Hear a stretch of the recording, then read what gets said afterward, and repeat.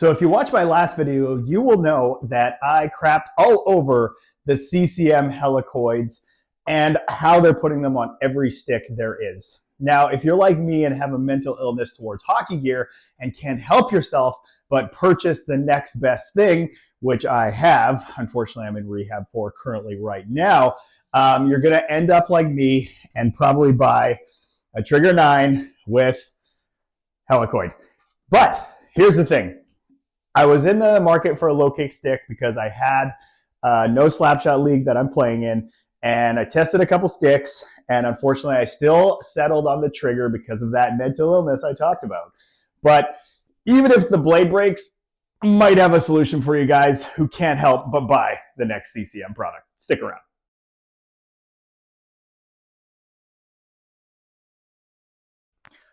I know, my FT7 has a crack in it. My Ghost was broken, but we got some solutions. So for this video, I'm gonna ship this to Integral Hockey.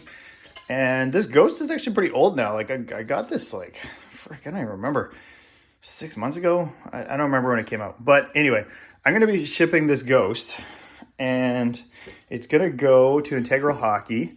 And we're gonna do a video where we see how the fix is versus stock. Now, obviously the Ghost blade is pretty crappy, breaking like this.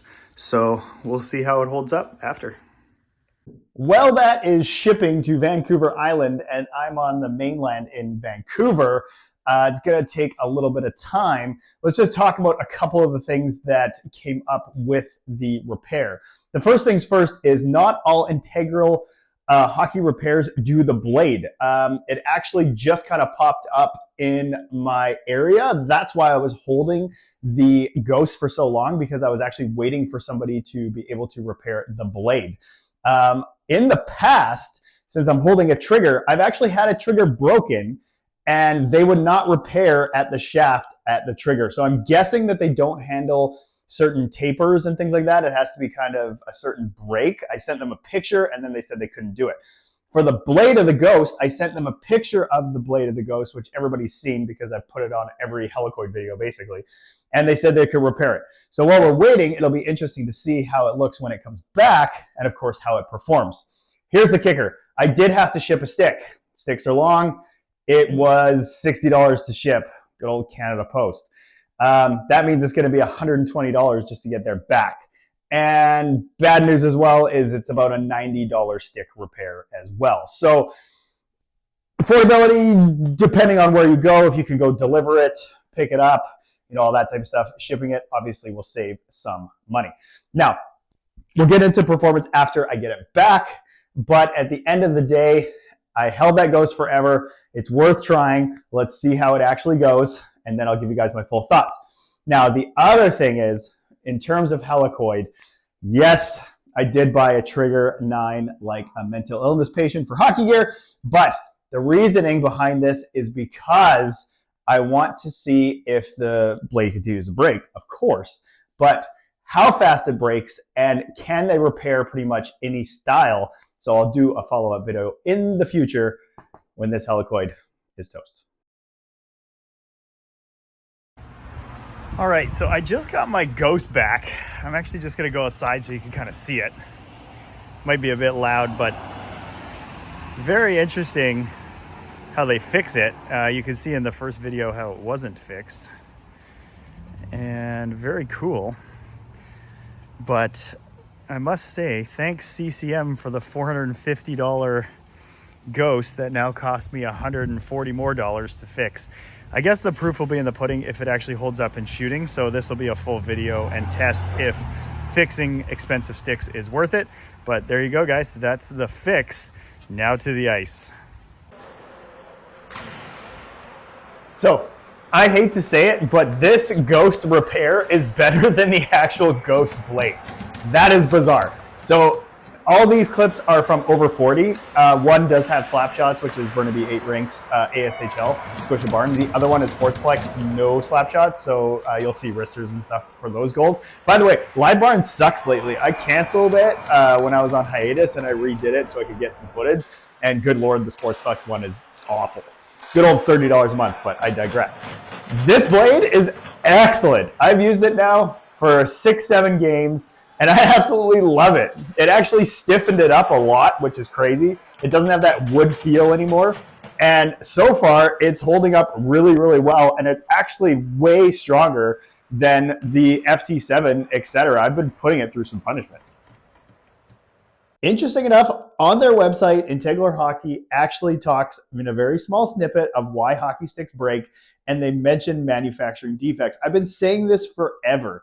True is notorious for it. They're kind of the worst, but we've had a few others over the years where, like the FT3, for example, had a really bad defect at the kick point where it would just literally break, but it was super clean, like no shattering, nothing, like perfectly clean, looked like somebody sawed it off. True sticks in the hosel, as I just showed you, or I'm going to show you, are really bad. And then, of course, yeah, CCM blades now, soft feel, helicoid, etc., in the AS6, etc., are just not holding up. They all have defects. This is the perfect opportunity to fix them. Is you buy the stick, it passes warranty. Unfortunately, you break it, well, you can fix it now.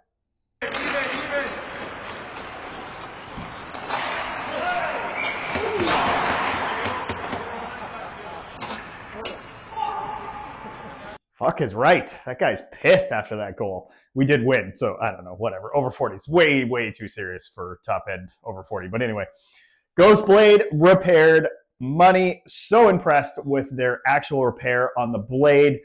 Excellent. So here's the summary that I have, though, in terms of fixing sticks.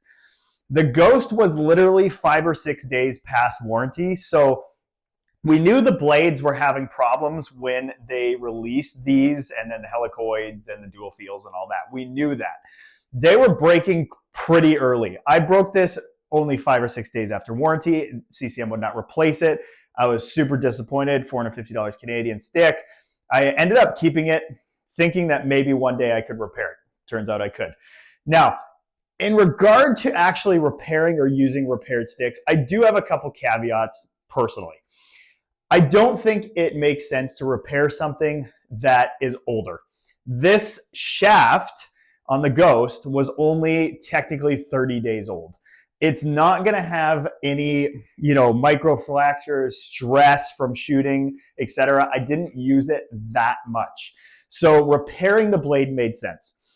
If this stick was like 6 or 7 months old and you break the stick or, the blade or the shaft, repairing it for that cost, $90 if you have to ship it, unless this place is literally down the street, I don't know if that's the best idea, because you're going to repair it. Let's just say you repair the blade and then all of a sudden the shaft goes. What are you going to do? Repair the shaft then too, etc. Personally, I don't think it's worth it.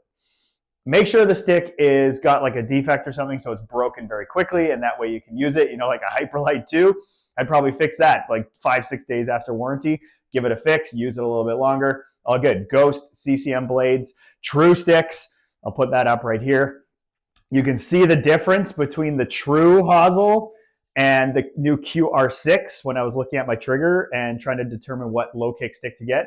The true sticks, that looks like a repair. Actually, it's not, but that looks like how they fuse everything. So if you're going to break that hosel on the true, it's going to be early, 9x3. Remember that was like really early in.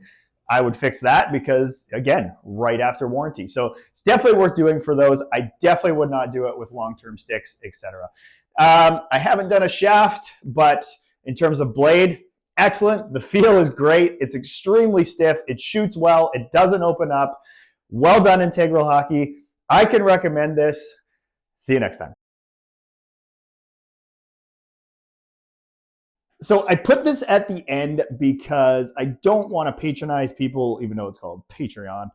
But at the end of the day, I put this channel on hiatus after I struggled with some health issues and things like that, but also after spending over $16,000 on hockey gear last year, doing reviews and only making a solid $2,500 in ad revenue with YouTube. I am literally holding 3 CCM sticks that is over $1,000 at least, and most people do not spend that on hockey gear.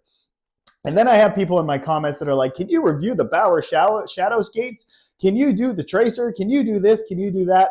I would love to, but I'm rethinking my strategy with this channel. To remain non-biased, I have to purchase gear. I cannot accept any gear, and I have been asked to do so, and I will not do it, but it is expensive. So, hey, if you can shoot me something, buy me some stick tape on Patreon and help out, it will go back into the channel, and I will do those things. But as much as I want to, my wife is not allowing a $15,000 hockey purchase this year. So help out the channel if you can. If not, get the views, share it, all that type of stuff. See you soon.